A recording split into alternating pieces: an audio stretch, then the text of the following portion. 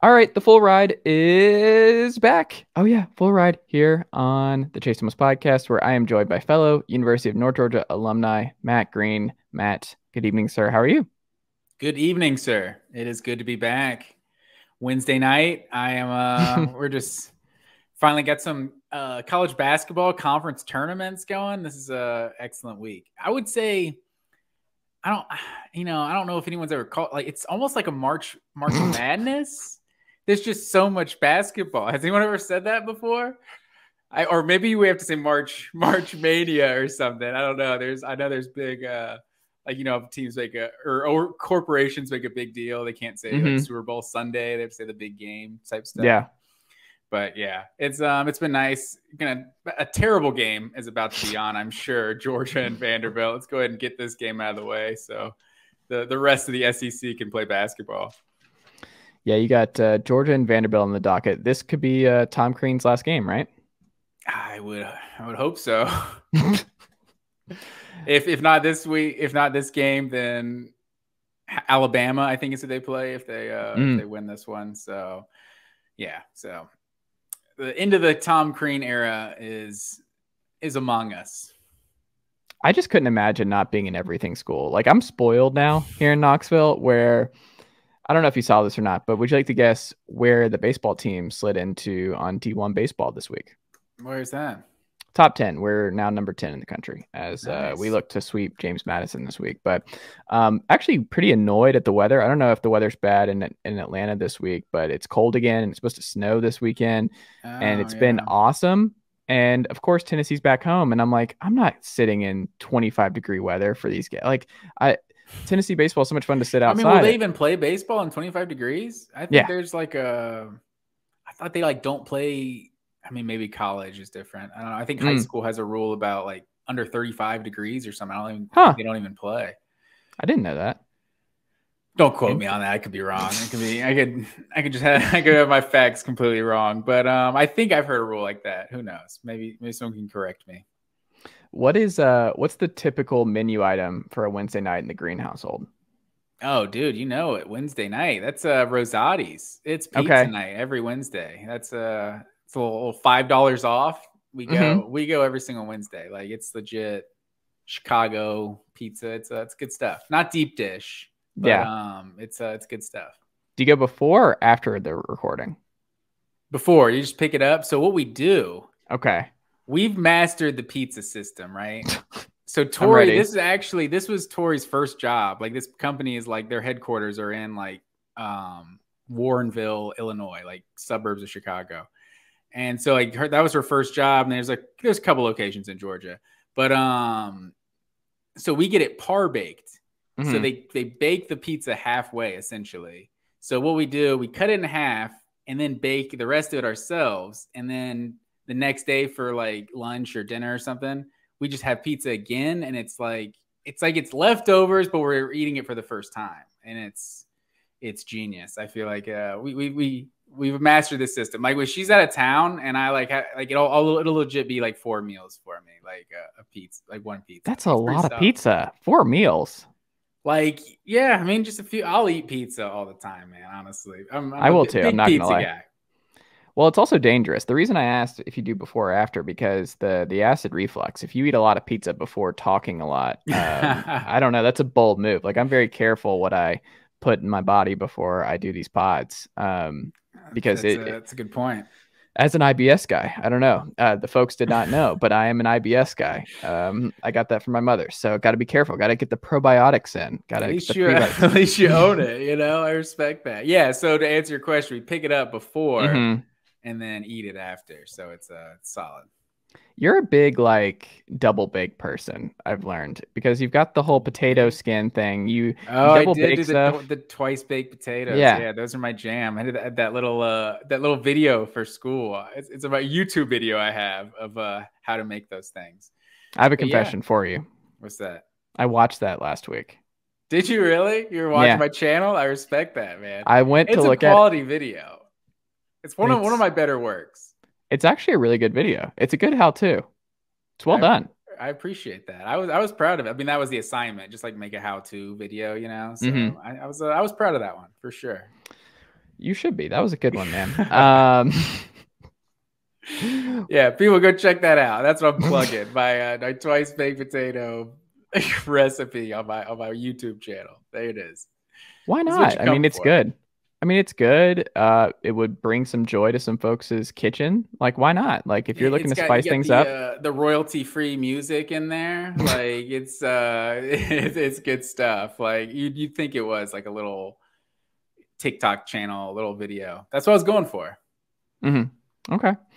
Was TikTok around when we were in undergrad? I knew you were gonna say that. No, TikTok never did exist, but those types of videos existed. Yeah, that's true.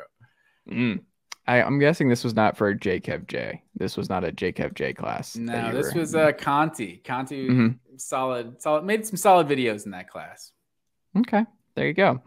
Matt Green. Well, we're gonna pivot off the potato skin talk on the full ride here on the Chase Most podcast. No, we're gonna get into this idea that you had. So every week with the college football offseason, I want to like expand our creative juices here. We did that last week a little bit. This week, you have this good idea because you're better at coming up with this kind of stuff than me, and I appreciate that. So I am going to pass the host baton, the theoretical host baton, to you because you had this idea of like the SEC and which schools are most like the NFL team X. And we're going to go through who you came up with is the NFL equivalent of this SEC team. So did I lay that out correctly? Yeah, that basically sums it up right there. So the disclaimer is, it's difficult to do, right? You can't necessarily match up number of national championships with number of Super Bowl wins or something like that. Or, there's 80 years of history for some of these teams, 40 years of history for, so it's just kind of the overall vibe, like the level of success they've had in probably the last 20, 30 years or, however it may apply. So it's not perfect, but we'll see. I think it's a fun thing. So let's get into it. We'll go alphabetical. Okay. Where are we going first? So first off, Alabama, this seemed like an easy one. Other than the Patriots is what I went for Alabama. Other than they don't necessarily have the oldest tradition, like Alabama's tradition seems almost more like a Green Bay or like the Chicago Bears or something. Just the recent run of national championships, Saban and Belichick. Seemed pretty easy for that one. What did you think of that one? Here's the thing.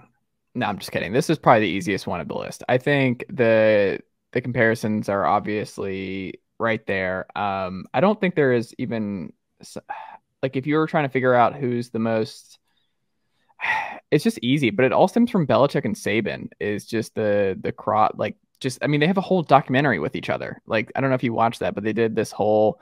I think it was an HBO doc, but I watched it. The two obviously are connected and run their programs in similar ways. But I will say, I think, no, this is tough. But who do you think is better? Like Saban as a college coach or Belichick as a pro coach? Do you think Saban has the edge as the all-time best? Like, do you think Belichick would be just as successful in college as Saban is, or because we saw a little bit.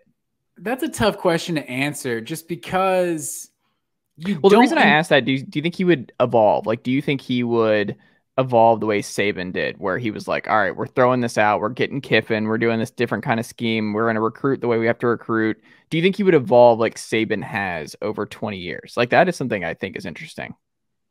Yeah, that is a good point. He didn't necessarily need to evolve in the NFL. It's like the NFL kind of already was what it was. Like we've seen some of these new age, kind of more college type offenses kind of influence the NFL in recent years, but the NFL has kind of always been, what it is. And I just like it's Bill Belichick. So I just assume whatever was needed to be done to adapt to the game, he probably would have done it because he's basically the GOAT. So it's tough to say because you've never seen this level of dominance with Nick Saban that he has at Alabama either. But just with what goes into the recruiting, and then it's almost like you just need to be dominant for like a 4 or 5 year period, and then it's almost a machine that runs itself. Obviously, that's not giving Alabama nearly enough credit for everything they do, through years, 8 through 15 or wherever you are with Nick Saban right now.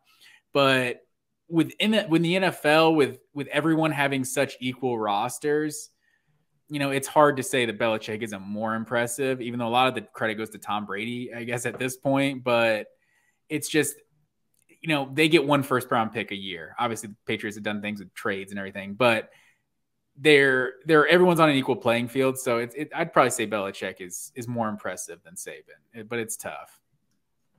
I could go either way. You could tell me, but I would still say Saban probably. I would lead Saban. Where are we going next?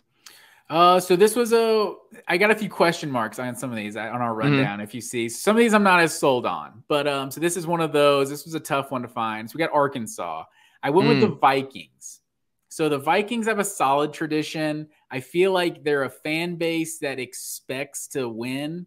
Like they're expecting to compete for championships, but nationally, I don't feel like anyone really expects them to compete for championships. Like the Vikings have had their years where they're like a really solid team, but how many real years have they really truly competed for Super Bowls? Like, I think that's what it came down to. But like I said, like in their early years, I think they lost like 4 of the first like 10 Super Bowls. So they obviously, like, Arkansas had some better years back in the 60s and 70s like that in the Southwest Conference.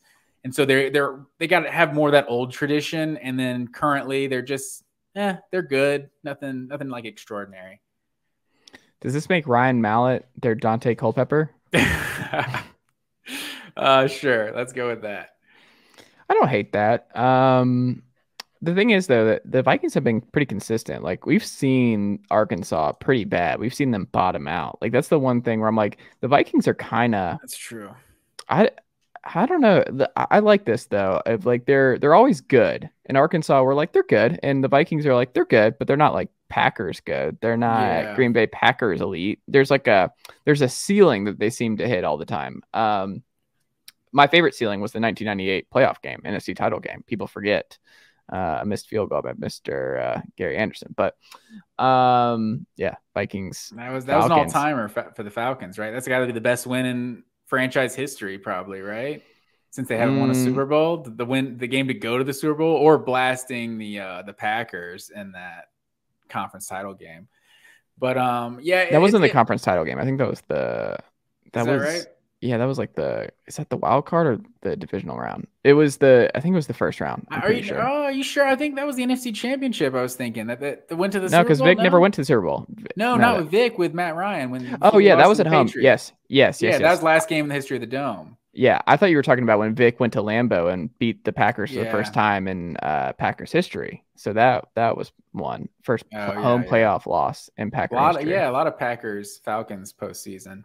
That was a difficult one. I think Arkansas, they're kind of in a weird spot there. I like that though. But yeah, well, in the last 5 years of Arkansas, kind of throws things off a little bit because they've kind of been worse. Pre-Sam Pittman, those last 5 years, that's probably their worst run of history, maybe ever. Like they were with Houston Nutt, and even under Bielema, like they had some decent years, but we'll keep it moving. Auburn, I have as the New York Giants. So the reason I went with the Giants is because Auburn just seems to be mediocre, and then just randomly, they're like the best team in the country.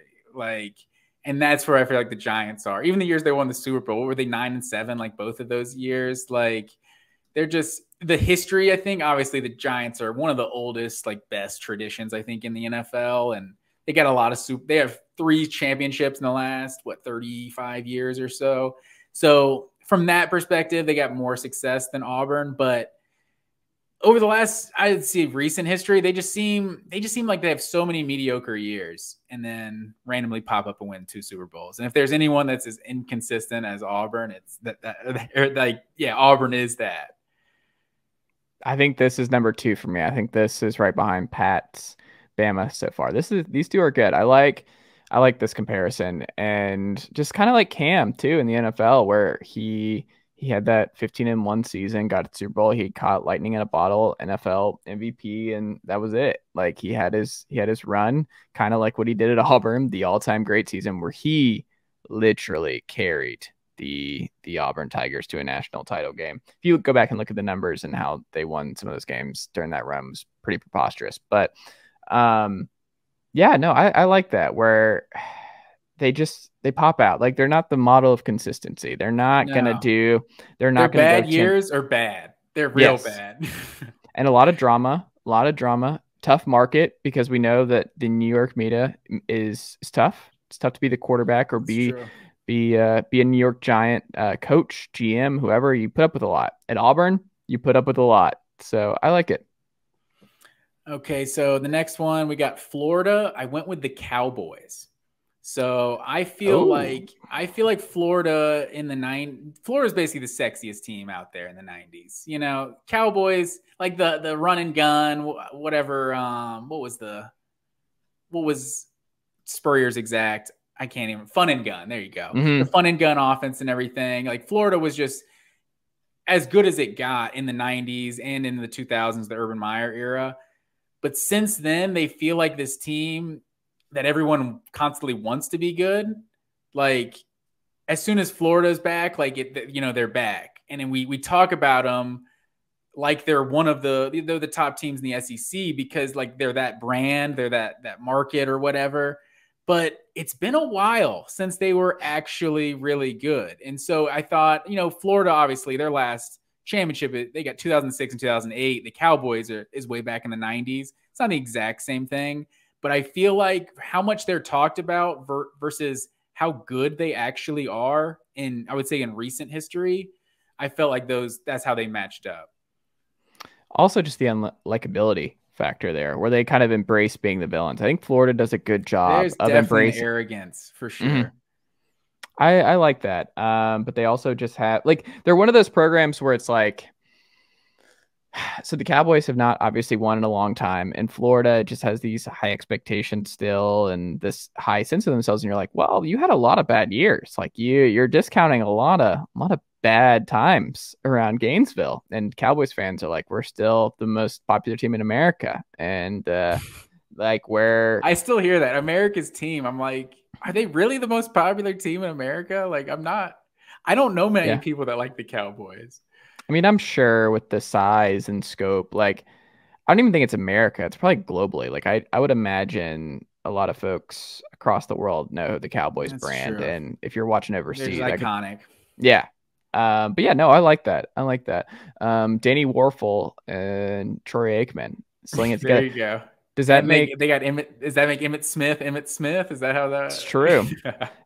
Does that make Shane Matthews or is Tim Tebow Troy Aikman?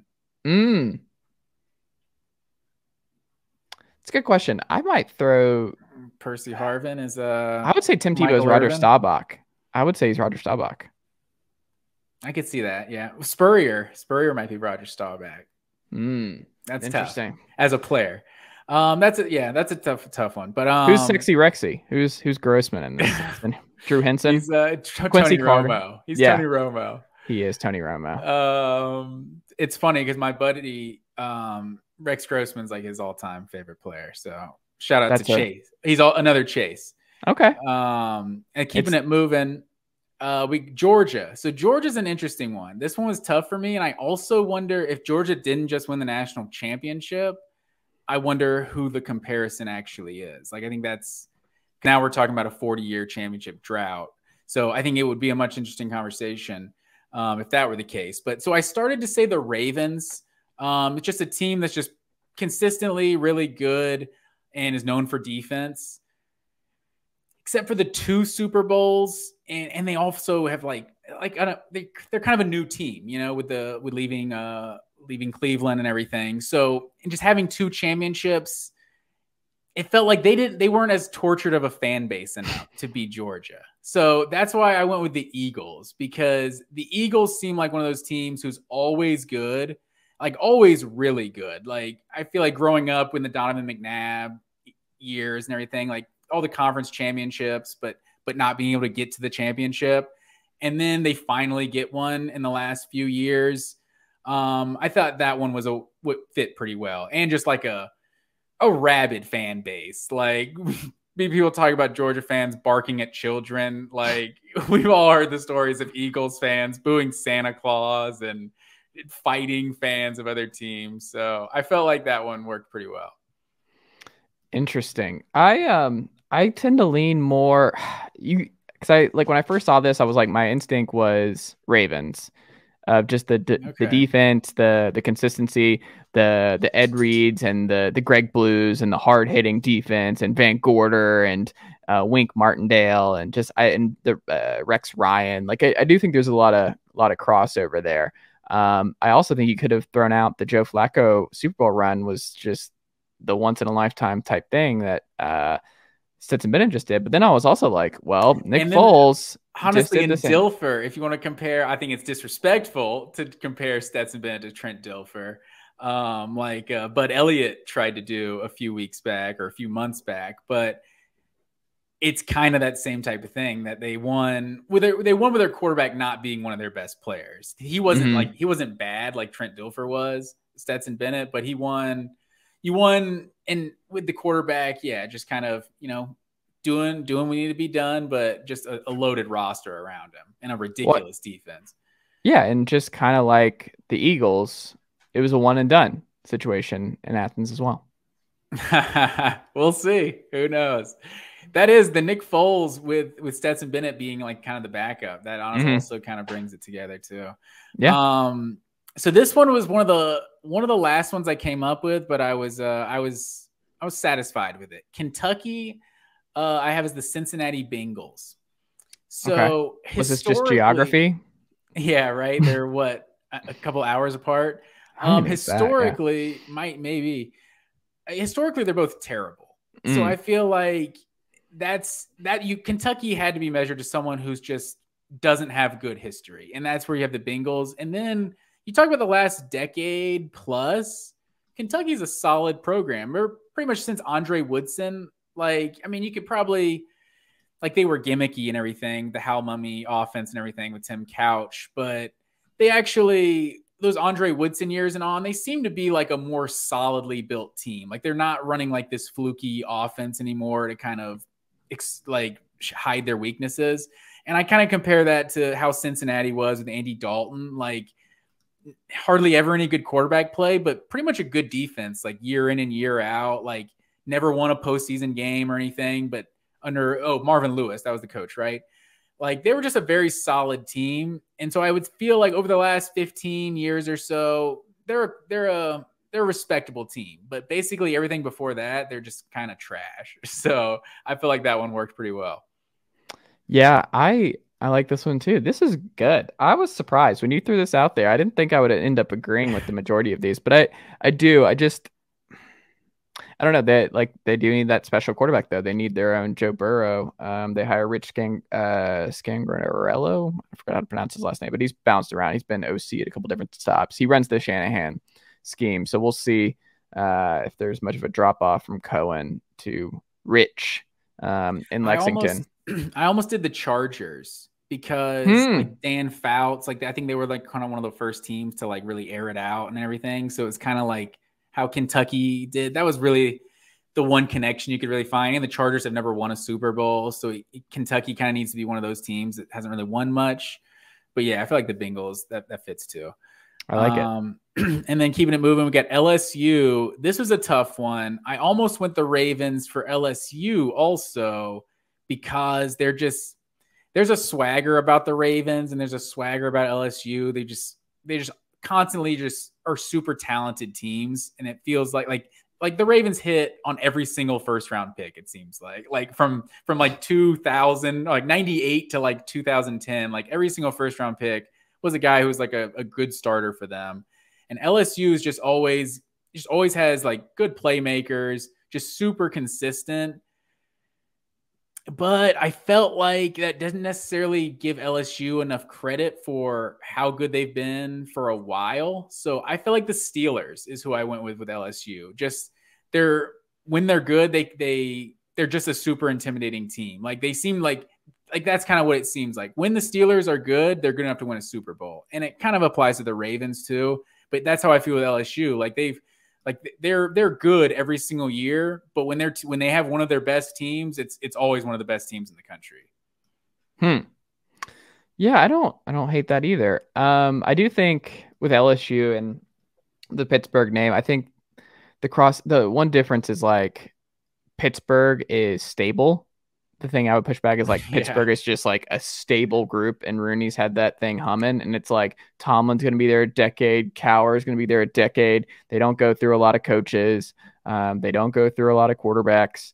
LSU is just like chaos and a revolving door. But I think the expectations and the brand is strong. I think the brand is probably the thing I would identify most with, where it's like, it's cool to be an LSU Tiger, and the yellow helmets in that. And it's cool to be a Pittsburgh Steeler. Like, there's something cool about it. Like from someone who doesn't really have an NFL team, and I hear the Cowboys, I'm like, man, fuck the Cowboys. You know what I mean? It's just something. Even if you don't have an opinion on the NFL, you have an opinion that you kind of dislike this team.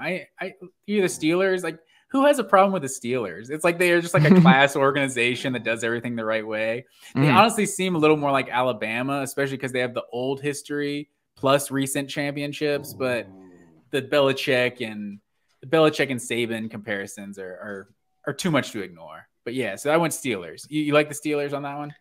I'll go with it, but I think that one I probably I'm the least sold on, just because of the stability. I can't shake the stability aspect of it. Yeah, that's a good point. That's the culture for sure. That's definitely a huge difference. And the Steelers' old history is way better than LSU's old history.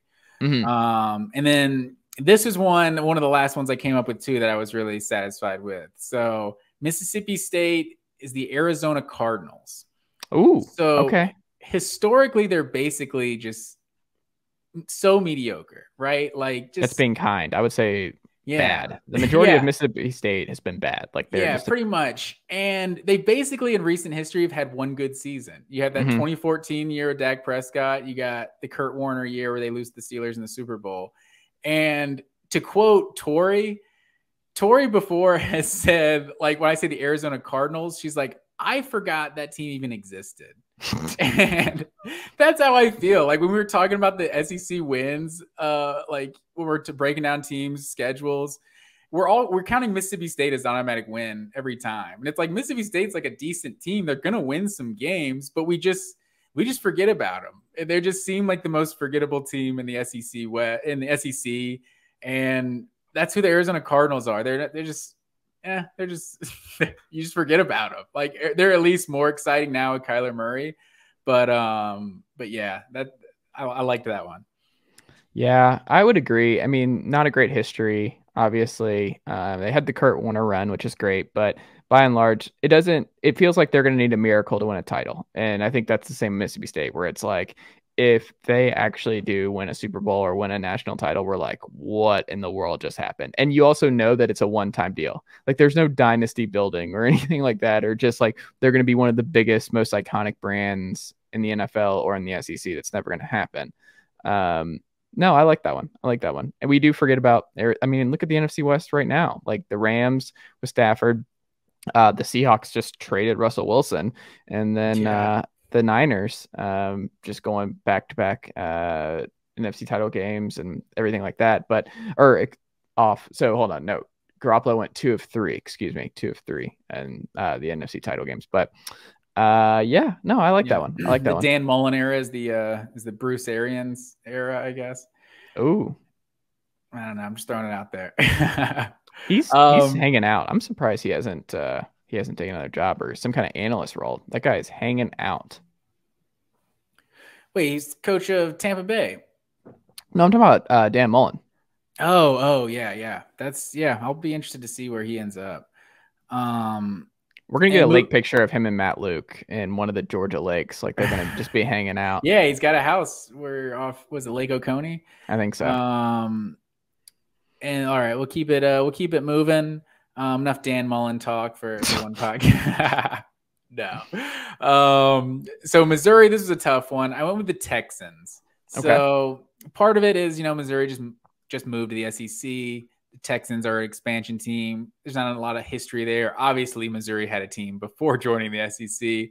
But if you look at them in recent history, they've had a couple years where they've had a solid team. You look at the Chase Daniel years. You look at the years of Michael Sam, those couple years where they won the SEC East. And that's about it. And then there's a lot of just other mediocre years. And so that's basically what we've seen with the Texans. Like, they've had their years with Deshaun Watson. I think even Matt Schaub was on a couple good teams. And then they're also a team that's had the number 1 pick a few times because they've just been a pretty bad franchise. So that was a tough one. I wasn't super sold on that one, but yeah, I felt like they went together pretty well. Yeah, I like this one, especially. Like, they're just, when they're good, they're consistently okay. We're like, they're fine. Like, when they were winning the AFC South a couple years in a row, Bill O'Brien, you're like, this is okay, but we're still not like, this is not humming to an extent where it's like, oh, they're really building something here. Yeah, no, Drinkwitz, like, we like him a little bit. We like him. He's okay. They're just hanging out.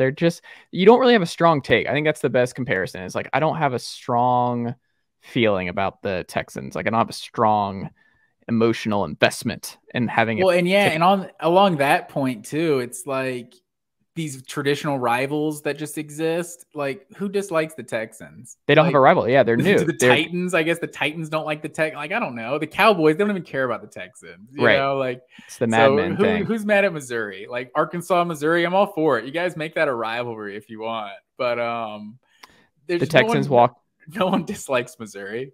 No, like, it would just be I would love to meet a Tennessee fan who's just like, I hate Columbia. Like, I hate the Tigers. I hate Mizzou. I will say they did the cringiest thing. A lot of Tennessee fans were pretty upset about that cringe. Do you remember where they were like in the water? This was the COVID year where they did that player who was like running around the creek. Do you remember this hype video ahead of the Tennessee game? And of course in uniform. Yes. That does sound kind of familiar now that you say that, but I don't remember. Tennessee fans did not like it. Yeah. But yeah, that did not go over well. So I imagine there are some Tennessee fans who don't take kindly to Mizzou, but I don't know. I like that one. Where are we going next? All right, next. This was another tough one. Ole Miss. Mm-hmm. So I started to go with the Raiders because there's just like, Ole Miss just seems like, I love the Raiders for them. Shit talkers. Like, but the Raiders also kind of feel like they have too much good tradition to be Ole Miss. Like, multiple Super Bowl, or I think they have multiple Super Bowls. And they've been a fairly consistent team, under Gruden, I guess. There's been some bad years for the Raiders too, obviously. So I started to say the Raiders, but I went with the Dolphins because the Dolphins just seem like just all flash and like no substance. And that's what I kind of feel like with Ole Miss, that it's like this Lane Kiffin offense. It's like exciting to watch. Like, these are like their best teams they've had. It's like they had Hugh Freeze. Like, they have their years. They make recruiting splashes and things like that. But they don't seem to have like the consistency to like stay good. And I also feel like when you think Ole Miss, you think Archie Manning, which was like 50 years ago. And the Dolphins are still clinging to the 72 undefeated team so hard. Like, it's been Speak for yourself. I think it's Swag Kelly. Dan Marino, was the greatest. Bo Wallace. Dan Marino is one of the greatest of all time. And he made a Super Bowl like his rookie year or something, right? First or second year. And then never went back. So, like, to have a lot of, we got a puppy dog here. She's been, I don't know if you could hear her, but she's been whining for like the last 30 minutes. So I just picked her up. She won't whine if I'm holding her. But yes. But yeah, makes her appearance, a lot of years where the Dolphins have just been kind of an irrelevant franchise, but they're still like, they'll still attract free agents. Like, I don't know. They still have like a flashiness to them, but they're just not really. I mean, where's the last time they were a good team? Like, they were like, have they won a playoff game anytime in recent history? Like with Ricky Williams, like were they winning any playoff games? Maybe Lamar Jackson, not Lamar Jackson, Lamar Smith. I don't know who you're talking about. Running back. It was like with like Jay Fiedler, like back in the day. Not Ronnie Brown, because Ronnie Brown and Ricky Williams had some success when they were doing. Yeah. Also, the coolest visor, that orange visor back in the day. Sick. Love the Ronnie Brown. Chad Pennington was probably, I think Chad Henne had a little bit of a blip there with him and Ted Ginn, but I don't think they won a playoff game or anything during that era. I'm trying to think when the last time I want to say they won a playoff game with with Pennington, but I could be wrong. But Jay Fielder's really going back. I'm having to think about that. That's Jason Taylor, Zach Thomas. I don't remember who was in the backfield. That's that era for sure. Chris Chambers. Chris Chambers was a wideout for them at that time. Yeah. I want to say Oronde Gadsden. Yes. Oh, Orlando Scary was a running back. Randy McMichael. Randy McMichael. Let's remember some Dolphins. Yeah, so that's my era right there for remembering some team like the Dolphins playing Madden all the time. But yeah, so do you like the Dolphins more than the Raiders? I think the more I was thinking about it, I think LSU's the Raiders. LSU's the Raiders, where it's like it's cool, it's dysfunctional, but it's cool. There's something cool. You never like. There's a lot of craziness that goes on. There's a swagger that you have to have if you're the quarterback at LSU. You just have to be kind of a different kind of coach. You got to be kind of weird, like Gruden and Brian Kelly. Like a lot of just like the recent championships is the only thing that would throw that off. Just with LSU 3 championships in the last 15, 20 years. But a lot of that I do like how a lot of that matches up with LSU. Yeah, and Oakland and the Bayou, a lot of crossover there and personality types. Well, now Vegas, that's even its own like destination, whatever you want to call it. Yeah. But yeah, we'll keep it moving. South Carolina, I have as the Atlanta Falcons. Don't like it. Next. I'm sure as a Falcons fan, you're not crazy about this Don't like one. it. Bottom of the list. So basically, the Falcons are one of the worst franchises in NFL history, right? You can probably safely say that. Like historically, they're just pre Dan Reeves, they're just awful. And so that's 1966 to like first 30 years or so. They're just completely irrelevant, I think. And then basically the mid 2000s, you had the Vic years. Obviously, there weren't a lot of the Vic years that went well. So they had that little hiccup in between the Vic and Matt Ryan years. Mm-hmm. And then under Matt Ryan, like it's a really consistently good program. And I think that's what I would compare the Spurrier years, 05 to 2014 or so. Like that's a solid decade of being like, one of the better teams in the SEC, at least a tough out year in and year out, and I think South Carolina was very consistent. And the Falcons were, I mean, that Matt Ryan's like second or third year was the first time they ever had back-to-back winning seasons, right? Like, so, and then I feel like we may have seen the best era of Falcons football. It seems like we've already ended the golden era, which was for the Falcons much better than South Carolina. They obviously never got to a national championship or anything, but they did get their one SEC championship appearance. It's like the Falcons they obviously had the Super Bowl with the Broncos, but they got that Super Bowl with the Patriots, never actually won them. And now it seemed like they missed their window, and now they're going to kind of go back to what they always were. That's where I see the South Carolina comparison. South Carolina is probably the toughest for me in the SEC. Like I understand why you went with the Falcons. They're a tough one because I was thinking about it. I'm like, who they actually? The Browns you could sell me on. Some Browns vibes there. I just think we need to make sure that we're associating them with losers and traditional losers, and teams that cannot win a national title. And the Falcons can win a Super Bowl. It would not surprise us if the Falcons. Well, but that's why it's weird. It's these comparisons do get tough because like any NFL team can win a championship. No, they can't. No. There's some that like the Detroit Lions. We will die. Maybe one. That's fair, but it's like there's just so much parity in the NFL. You can go from having the number 1 pick in the draft, the Cincinnati Bengals, to being in the Super Bowl 2 years later. True. It's so we just see a lot of that, and just the parity that is the NFL. So I'm sure the Falcons will be back. It's hard, and especially with South Carolina's pre-Lou Holtz history, like it's really bad. Like I think they tore down the goalpost after beating like. Who was it, like New Mexico State or something in like 2000 because they had like a 20-something game losing streak. So South Carolina. To be fair, it's not every day that you can beat the Aggies in your home stadium. It's not every day. I hope I'm getting that right. I could be wrong. Maybe a South Carolina fan will correct me. But who did Saban lose to? Was that New Mexico State too? Who was that bad loss he had? UL Monroe. UL Monroe. First year, yeah. Mm-hmm. And Kirby's was who? Who was Kirby's? Well, Kirby lost to Vanderbilt. He almost lost to Vanderbilt. State. That's like, right. Georgia Nickel beat State is who I was thinking by of. like Yes. 1 or 2 or something that year. That's awesome. Happier times. Yeah. But we'll keep it moving. Tennessee. I like this one a lot. I don't like this one. I'm going to push back on it. Washington Commanders, formerly the Redskins. I feel like this one fit because if you stack up the Redskins or Washington football team's history with everyone in the NFL, like they're one of the best franchises in the NFL. Like what, like three Super Bowls, maybe 4. I think you have 3 Super Bowls with 3 different quarterbacks. And so Tennessee, you stack up their history with everyone in the SEC. I think they might have the second most wins all time behind Alabama. I think they have more wins than Georgia. So Tennessee is right there historically. It's just been a really long time since they actually competed for anything, really. So I feel like that's the modern history. Like Redskins haven't been consistently bad in the last 10, 15, 20 years, but they've never really gotten anywhere close to a championship. But they still are in that like 6 to 8 wins every year. They kind of seem like that team. And so I feel like that's where Tennessee is. They obviously had their bad years, but they just have a lot of mediocre years in the last 15, 20 years. I would have gone Packers. Packers. Yeah. You wish, sir. Well, no, the Packers, they've won what? 1 title since Aaron Rodgers has been there.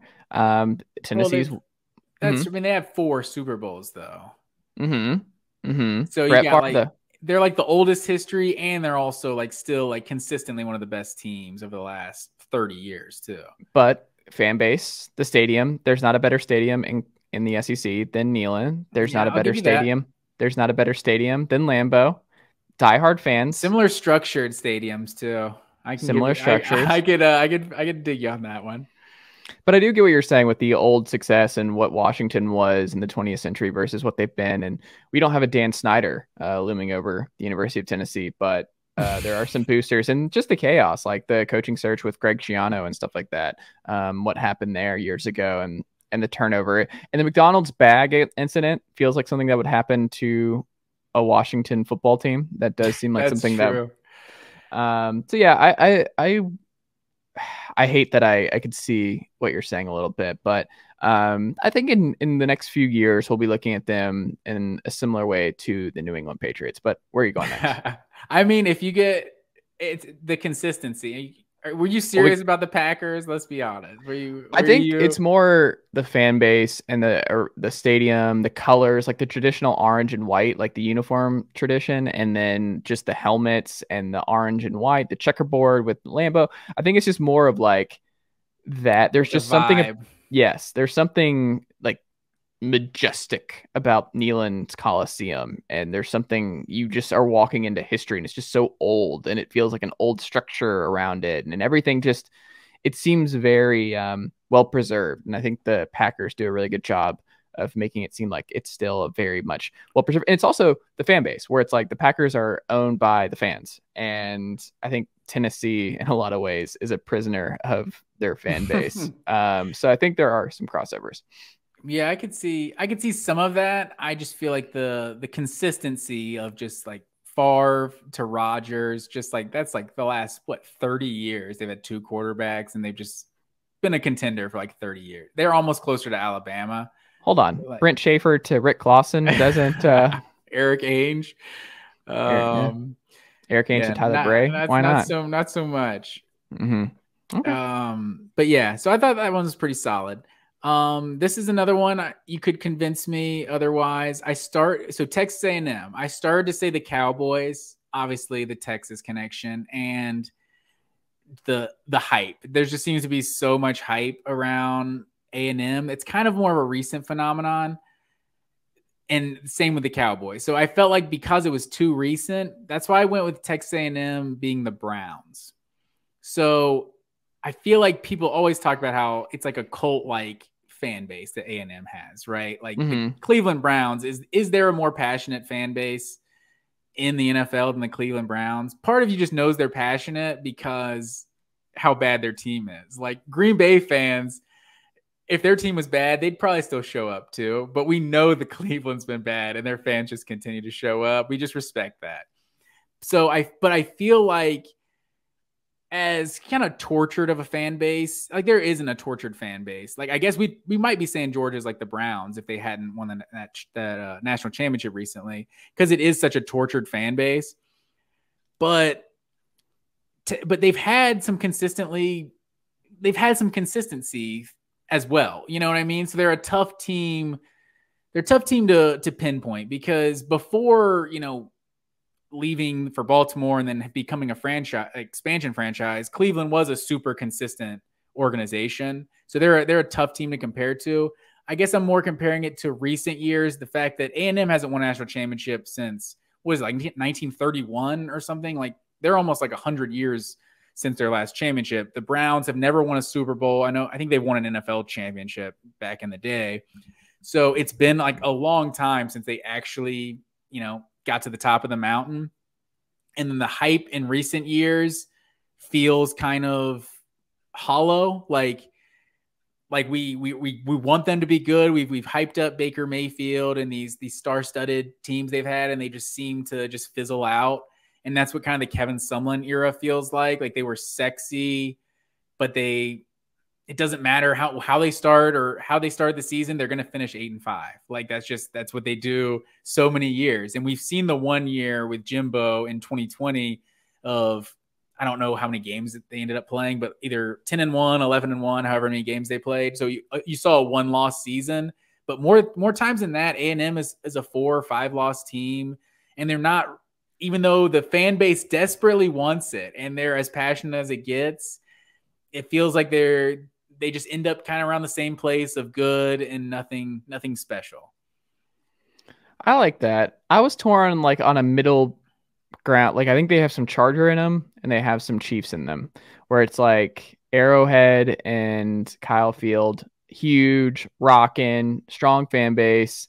They always kind of have a little bit of a loser mentality though, where the Chiefs really went through it for a really long time. Like you said, like the Chiefs played in the first Super Bowl from a long time ago. No one's ever questioned the fan base, but it's also just like when the Alex Smith years, you're starting to get better because you didn't have a quarterback for 20 years. Like they just didn't have anybody outside of Trent Green. And then you luck into Patrick Mahomes, and now it's like, oh, it's rocking. Like we see what it looks like when it's firing on all cylinders, when you get the right quarterback in there and you're like, oh, this is like a college atmosphere when you're watching a Chiefs game. I think that's what it's going to be like with A&M. If one of these 3 quarterbacks is the right Heisman type guy, we're going to be like, oh man, A&M is rocking. And this is wild to watch. But they also have some Chargers in them where it's like, yeah, like every year we're like, the Chargers have talent everywhere, man. Like the Chargers, have you seen Derwin James in the secondary? Dude can play. Remember Jason Verrett? Like that corner, we talked ourselves into him. Like, Justin Herbert, he's got a cannon. Justin Herbert, let me tell you, who's the most underrated quarterback in football? Phillip Rivers. This is the year Phillip Rivers breaks through. I like some Phillip Rivers stuff. And every year it's something different. And you're like, I like what they're doing. Like no one's ever been like, what are the Chargers doing? What are we doing here? What they're just spinning their wheels. You're always like talking yourself into them before every year. We're always talking ourselves into Jimbo Fisher and A&M. Like even some of the Sumlin years, we're like, this could happen. Like this is A&M. This should work. Like what a great recruiting offseason by A&M. Like this is awesome. They're going to be great. And then they go 8-5 again. You're like, oh my God. And then you're just so frustrated and you just take a couple months off and you're like, you look at that roster again. You're like, look at that. Look at what they've added on the edge. Look at that offensive line. Look at that. And then you get caught up in the pizzazz all over again. Does that make sense?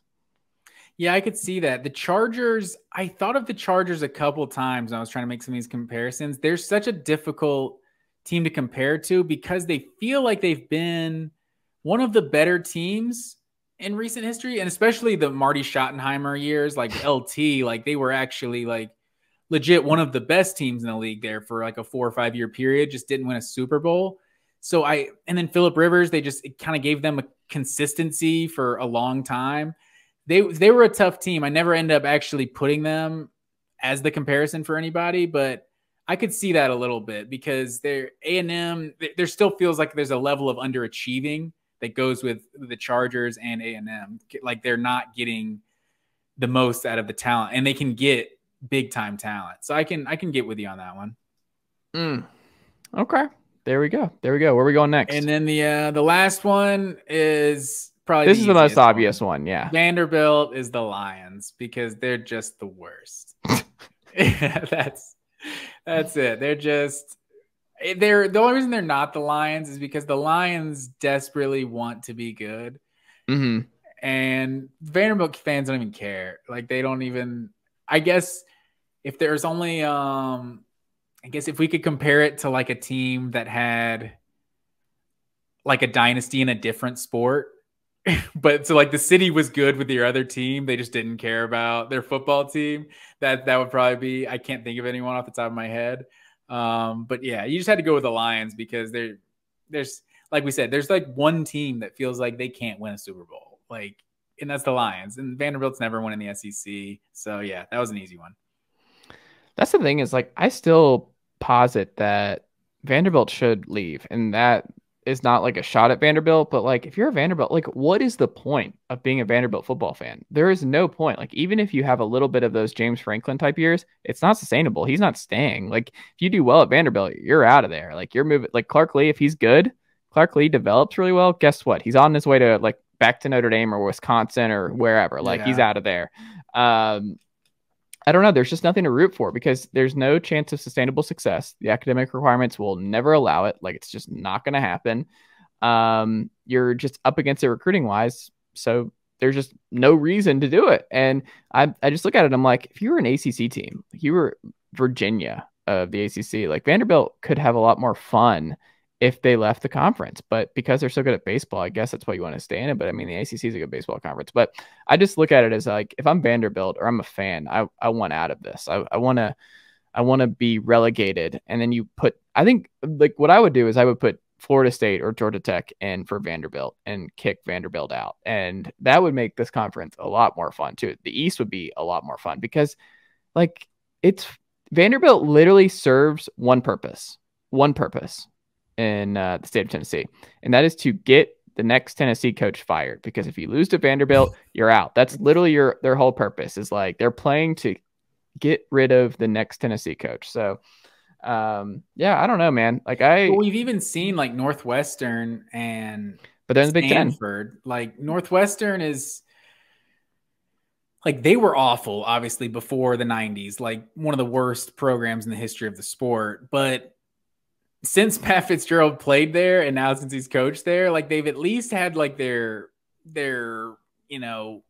come ups, like they're just their years where they're respectable, where they make the Big Ten championship, where they played in a Rose Bowl. Like they at least their fan base seems to be fans of football. Like they seem to actually care. Like you see a Friday night game, Thursday night game in at Northwestern, you're like, oh, this could be a tricky game. This could be a trap game. Like you've never thought that about Vanderbilt, that this could be a trap game. Oh, they're going to be looking, it's a short week. Like, no, it doesn't matter. Like we could bring out our second string. We're going to be Vanderbilt. So I don't know what it is. Like maybe they just have to find their Pat Fitzgerald. I don't know if a guy that actually wants to stay for a decade plus, but I don't know. It's like you said, I'm not really sure why they enjoy just continuing to be in the conference. Like it'd be cool to see Florida State or a Miami, a North Carolina or something join the SEC instead of Vanderbilt. Absolutely. All right, Matt Green. I think that does it, right? We did it. All 16 teams? 14 rather. 14 teams. Yeah. Yeah, I thought it was good. It was tough. There's some teams out there that like we obviously didn't use because we only had 14 instead of 30 teams and 32 teams in the NFL. But yeah, the Chiefs is another one, like Georgia. Like I wonder, like in the last couple years, their comparison just changed so much because it's hard to compare anybody to the Chiefs because they don't have Patrick Mahomes and they don't have what the Chiefs are today. So I could see Tennessee, if they go on a good run. Nico's coming. We want Nico. If Tennessee over the next decade won a national championship and they had like an exciting offense and stuff like that, I could see a Chiefs comparison there because the history is they have as good a history and then they have the passionate fan base and everything. But the recent success is eluding them. The Brock Bowers being ahead of Hendon Hooker and did you see the Heisman odds list today? I did see some. Is it On3 that had that? I did see that. I was glad to see Brock Bowers get some love. What are we doing? No tight ends ever winning the Heisman. That is such a waste. Like, if you're throwing any money towards a tight end, what? Why can't a tight end win the Heisman? Who's doing it? Tell me who. I mean, Kyle Pitts. You could argue that Kyle Pitts is the best player in college football that year. Never had a shot at winning the Heisman. I agree with you. Didn't have a shot. Was he top 5 finishing the Heisman? Like No, hold on. Kyle Trask finished ahead of him, didn't he not? Oh, Trask was at the ceremony. Yeah. It's not Kyle happening. Pitts had to be up there, but Kyle. And honestly, is Kyle You're throwing money a better player than Kyle Pitts? I mean, I understand like that's what the award is, the quarterback award, but like, there's not one person in the world that thought Kyle Trask was a better player than Kyle Pitts. Like, why was he like Kyle Pitts was the guy? That's why he went 3rd, 4th. What would he go? 4th overall, 5th overall? I think the Falcons said. And Kyle Trask went in the 3rd round. Like, so it's obviously it's not the end all be all what their NFL success was, but it's time for a change. Devontae Smith won the Heisman. If Brock Bowers is the number 1 receiver on Georgia and he's got 70 catches for 1,200 yards and 15 touchdowns, like the guy's a Heisman candidate. Like, I don't care what position you want to call him. I'm not predicting Brock Bowers to do those things, but he's clearly one of the better playmakers in college football. He's gonna be a preseason first team All-American. So he's not just a regular tight end. I'm not saying that. I just until I'll believe when I see it that a tight end is gonna win the Heisman Trophy. No, I'm sure he won't. But and like he's ahead of Hendon Hooker, and like Hendon Hooker, you're not gonna get nearly good enough odds either. If he's Hendon Hooker is the odds right now. Yeah, if Tennessee goes, if they win double-digit games, Hooker is a good bet. Hooker is worth throwing money at, but if they lose a couple games, you just have to win too many games to be in the Heisman conversation. And you have to beat Florida, you have to be close, and he has to beat Georgia. I was going to say he has to beat Georgia. If they have to play in the SEC championship, for Hendon Hooker to actually win the Heisman, like he could put up huge stats and get invited to the ceremony, finish top 5 or something, just based off numbers. But if he's actually going to win it, he would have to be. They'd have to at least be in the SEC championship, I think. Yeah. All right, Matt Green. Well, I'm hungry. I need to go eat at some point today. Yes, sir. And the dog, Khaleesi the dog, who made her first video podcast appearance. I guess it's time for another walk, little girl. I don't know. But was Zeus and Maddox in the frame today, or were they away? No, they were not. They're out of the studio this time. Out of the studio. Matt Green, we can find you on twitter.com, Matt_W_Green.